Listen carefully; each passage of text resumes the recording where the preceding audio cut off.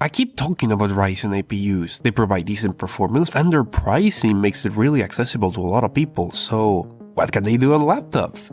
Given the price of any laptop with a Ryzen APU, it was unlikely that I was going to be able to afford one for just one video.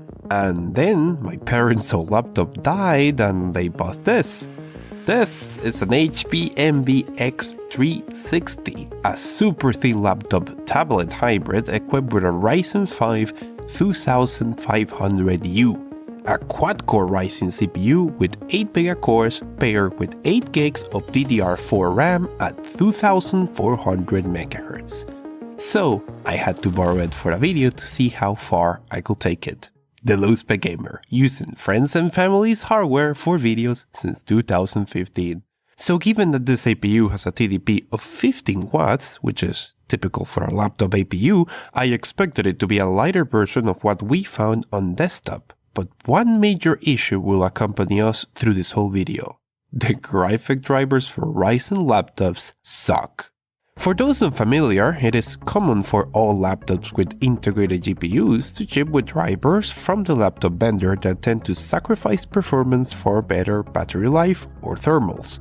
On Intel HD, you can simply download the stock Intel HD driver, install it with a bit of effort, and usually get the best experience possible.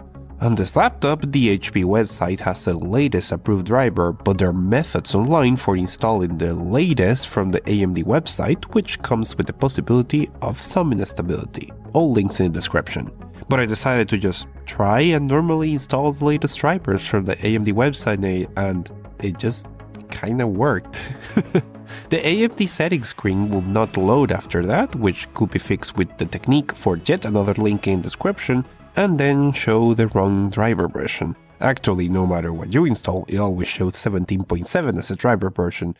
And that was not for much, because turns out that while some games like CSGO saw a very obvious boost in performance with the change in drivers, many did not. The point I'm trying to make is that Ryzen APU drivers are a mess in laptops, and you're going to have to experiment a lot to figure out which version gives the best result on the games that you want. Every other game I tried except CSGO did better with the HP driver for some bizarre reason. With that said, CSGO on 720p with this average is pretty good, but what can we really squeeze out of this device?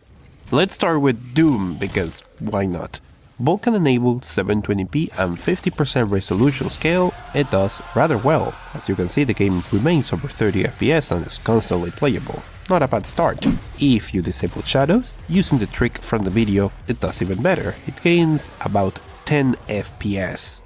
Since they work on the same engine, I also launched Wolfenstein 2: The New Colossus on 720p and 70% resolution scale with shadows disabled, and it also maintains a playable frame rate considering the circumstances. In my experience, this game feels the effect of the lack of VRAM, so the slower RAM here might be causing some of the issues. Still decent results. Far Cry 5 is always a fun one. I made a video on some of the dramatic changes that can be done to this game's graphics for an important boost in performance, particularly in character detail and draw distance. And that, on 720p, 50% internal resolution, almost manages 30 FPS average, which is another unexpected win.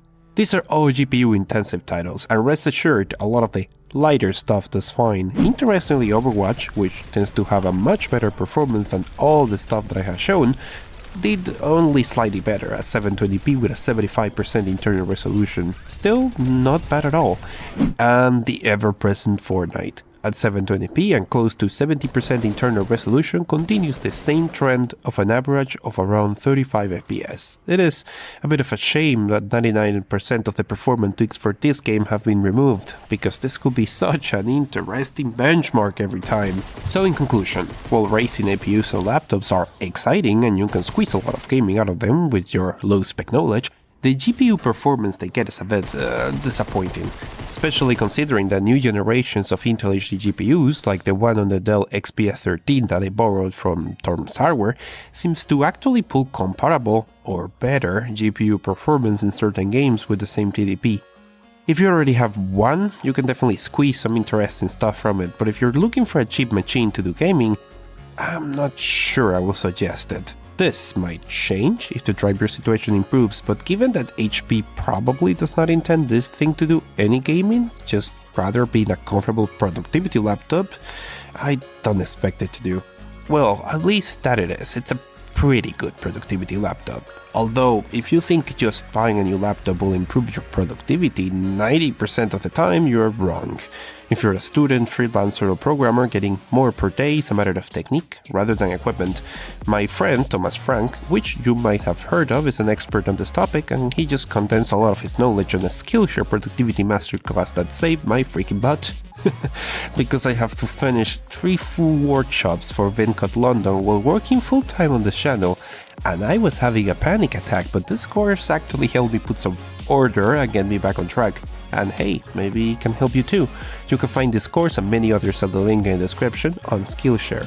And the first 500 people to click the link get 2 months free on the whole repertoire of Skillshare, an online learning community for creators with more than 25,000 classes in design, business, and more. Wherever you want to fuel your curiosity, creativity, or even career, Skillshare is the perfect place to keep you learning and thriving in 2019. Maybe I should make my own Skillshare course there, who knows. Thank you to them for sponsoring this video, and you for watching.